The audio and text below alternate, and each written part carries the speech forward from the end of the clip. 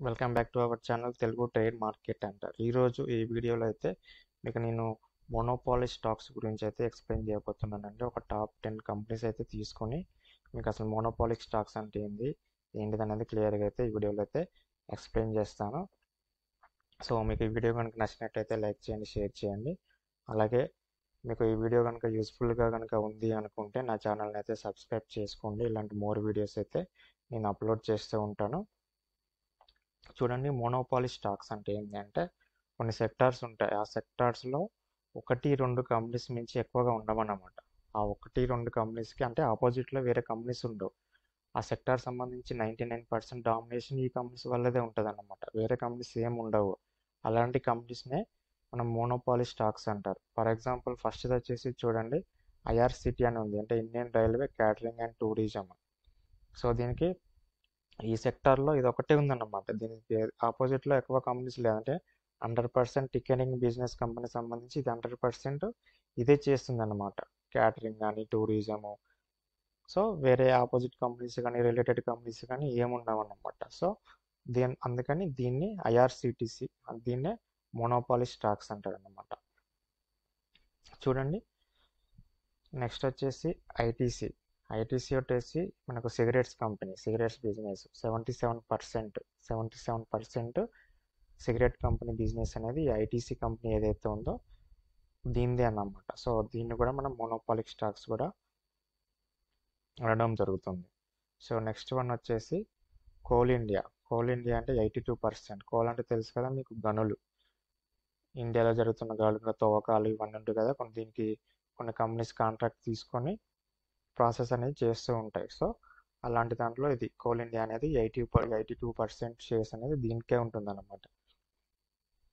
Next వచ్చేసి BHEL అంటే Bharat heavy electronics 67% in power equipment. అంటే వెహికల్స్ సంబంధించి చిన్న చిన్న పార్ట్స్ అన్నీ ఉంటాయి కదా, designing, engineering, manufacturing, testing, servicing, అవన్నీ కూడా మ్యాక్స్ బిహెచ్ఈఎల్ అంటే 67% దీనికే ఉందన్నమాట మార్కెట్లో.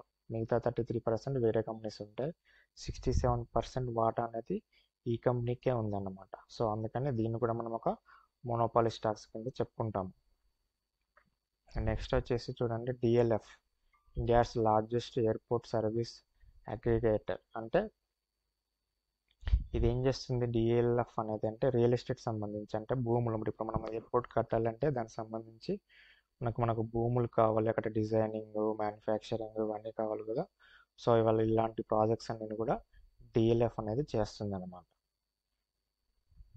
సో నెక్స్ట్ వచ్చేసి చూడండి, APL Apollo tubes limited, tube industry అన్నమాట. 50% అన్నమాట ఇది. అపోలో ట్యూబ్స్ ఉంటాయి, మీకు మ్యాక్స్ వినే ఉంటారు. సైకిల్స్లలో, బైక్స్లలో మనం మ్యాక్స్ ఎక్కువగా చూస్తుంటాం కదా. ట్యూబ్స్ సంబంధించి 50% అనేది చూస్తున్నాం అనమాట. సో ఇది కూడా మనం ఒక మోనోపాలిక్ స్టాక్స్ కిందనైతే చెప్పుకోవచ్చు. సో నెక్స్ట్ వచ్చేసి IEX, Indian energy exchange services, short term electricity contracts in India 95%. Electricity సంబంధించి కాంట్రాక్ట్స్ ఏవైతే ఉన్నాయో ఇండియాలో, సో 90% అనేది ఈ ఐఏఎక్స్ అనేది చేస్తుంది అన్నమాట. సో అందుకని ఇది కూడా మంచి రిటర్న్స్ ఇచ్చే కంపెనీ. సో దీన్ని కూడా మనం మోనోపాలిక్ స్టాక్స్ కింద కన్సిడర్ చేస్తాం. సో నెక్స్ట్ వచ్చేసి హిందుస్థాన్. సో ఇది తెలుసు కదా మీకు, డిఫెన్స్ మ్యానుఫ్యాక్చరింగ్ కంపెనీ, ఏరోప్లేన్స్ ఇవన్నిటిని ఇదన్నీ చేస్తుంది. హెచ్ఏఎల్ అంటాం దీన్ని. హెలికాప్టర్స్ మెయింటెనెన్స్ ఇవన్నీ కూడా చేస్తుంది అనమాట. నెక్స్ట్ వచ్చేసి హిందుస్థాన్ జింక్ లిమిటెడ్, అంటే ఇది జింక్ సంబంధించి ఇండస్ట్రీ అనమాట. ఇది 78% బిజినెస్ అనేది ఇదే చేస్తుంది ఇండియాలో. సో దీని మీద కూడా మీరు ఒకసారి చూడండి, అనాలిసిస్ చేసి క్లియర్గా అయితే మీరు ఇన్వెస్ట్మెంట్ అయితే చేసుకోవచ్చు.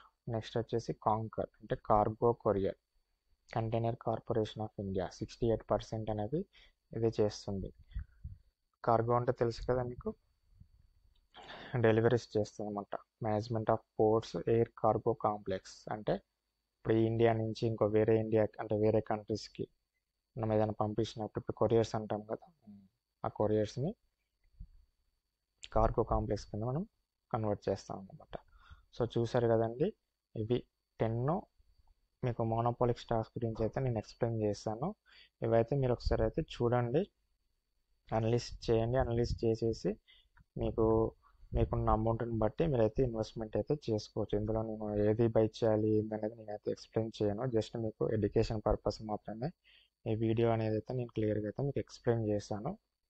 అంటే చాలామందికి తెలియదు అనమాట మోనోపాలిక్ స్టాక్స్ అంటే ఏంటనేది కూడా చాలామందికి తెలియదు. అందులో నేను తక్కువ రేట్లో ఉన్న కొన్ని కంపెనీస్ని తీసుకొని మీకైతే నేనైతే ఎక్స్ప్లెయిన్ చేస్తాను. సో మీరైతే క్లియర్గా అనలిస్ట్ చేసి వీటిలో అయితే ఇన్వెస్ట్మెంట్ అయితే చేసుకోవచ్చు. సో ఈ వీడియో కనుక మీకు నచ్చినట్టయితే లైక్ చేయండి, షేర్ చేయండి. Thank you.